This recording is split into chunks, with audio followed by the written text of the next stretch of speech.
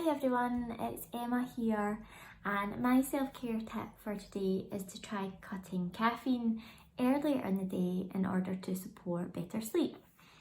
So many of us do associate caffeine with poor sleep perhaps. So for many of us we might think, oh, we shouldn't have a coffee too close to bedtime.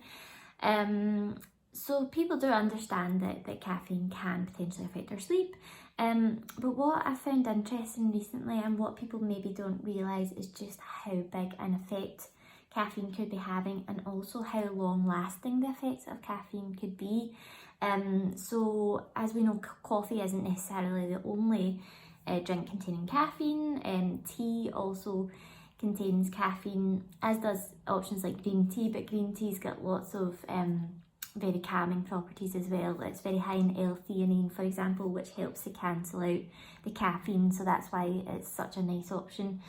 But yeah, what's really telling is that some of the research is now starting to flag that caffeine may actually last much longer in our system than we might have initially realised.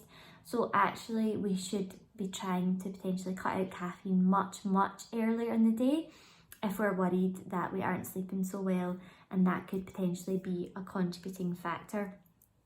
So the research indicates, I think from as early afternoon, caffeine beyond that point could still be having an effect by the time we go to bedtime. So as we know, caffeine kind of stimulates our stress response, and it kind of initiates the release of some stress hormones, and those are really counterintuitive if we're trying to go to sleep. So my advice is to kind of try and avoid having any caffeine beyond 2 p.m. As I say, your herbal teas are a much nicer option, but for me the advice is to try and reduce your intake of coffee and regular tea beyond 2 p.m. in order to help support better sleep.